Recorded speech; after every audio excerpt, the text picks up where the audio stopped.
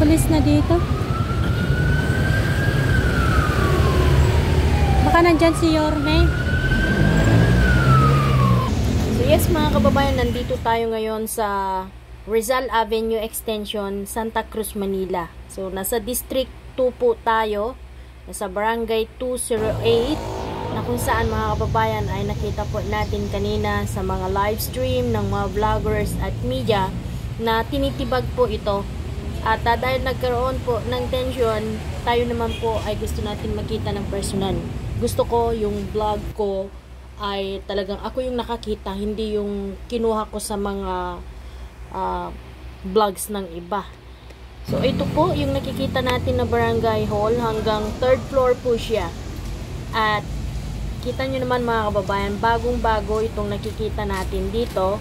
Ngunit, ayon sa nakausap natin kanina, ito daw po ay 36 years nang ginamit. Kumbaga yung extension niya, ito po yung bago.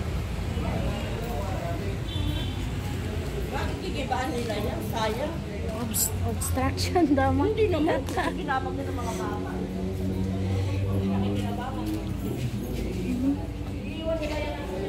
Ito yung pinakaibabang bahagi niya mga kababayan. At ayon sa mga taong nakausap natin dito, ito daw po ay gagawing daycare center. So dito mag-aaral yung mga bata as public kasi hindi raw nila kaya yung tuition fee sa private. Kaya napag-isipan nila na gawing daycare center ang pinakaibabang bahagi.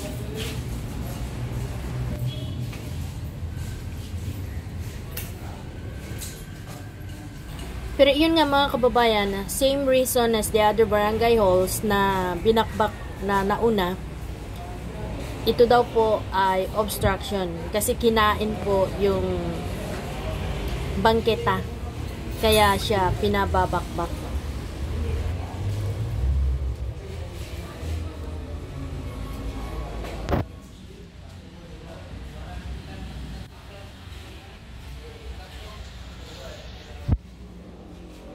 So dito sa baba, nasimulan na siyang butasan, binakbak na siya. Ayan po.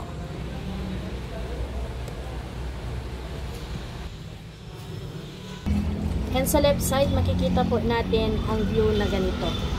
Pero on sa right side, makikita po natin ang isang basketball board na may ring.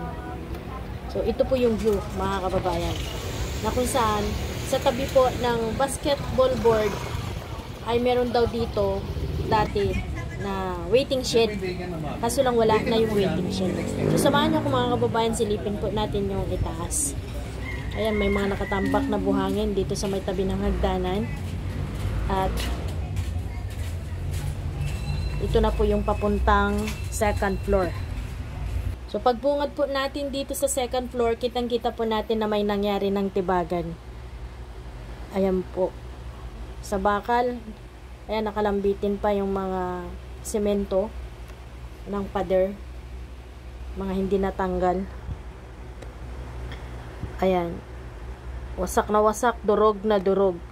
At yung pinakabintana po dito, natanggal na po yung pinakabakal na harang niya, natanggal na.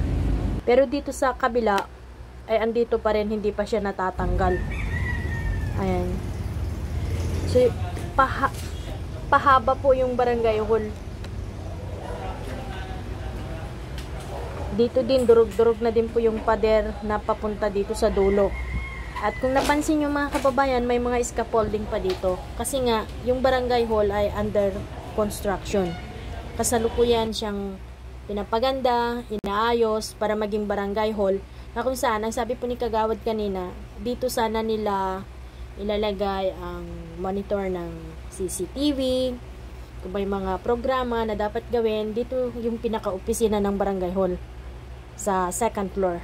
Pero dahil nga yung nangyaring extension na kinain po yung bangketa, naging obstruction po siya ng kalsada na ireklamo, kaya ito'y pinapatibag.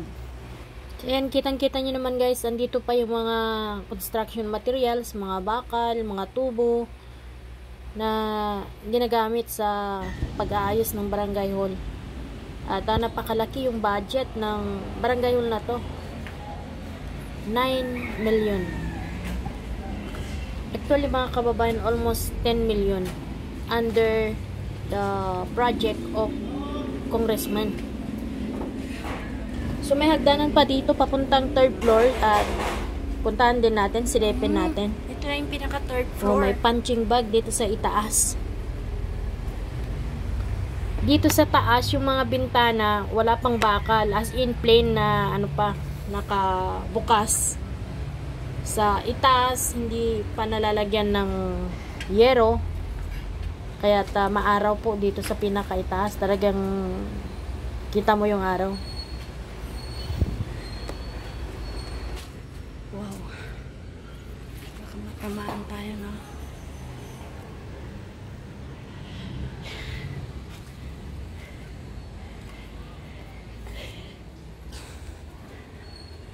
Nasisilip dito yung daanan ng LRT.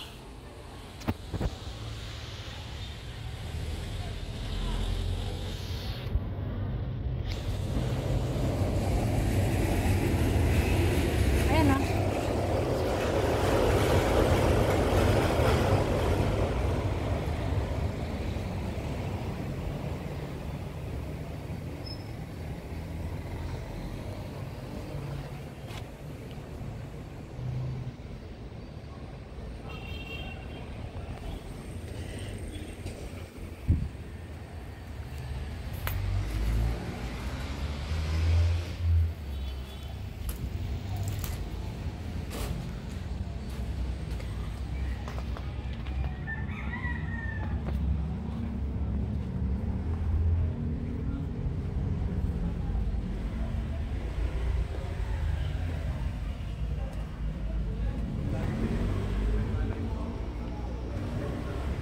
So ayan po mga kababayan, ang Barangay 208 na kung saan ay hindi pa man tapos na bakbak na.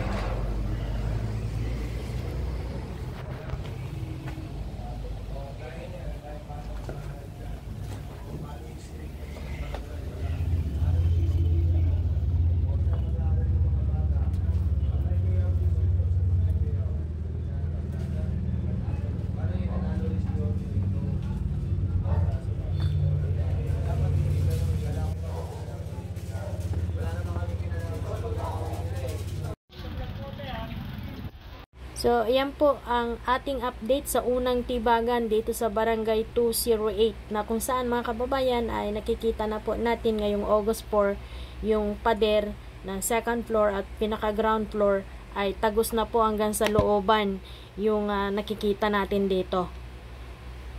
Ayan, malas lang natin hindi natin nabutan yung actual na pagtitibag ng engineering team.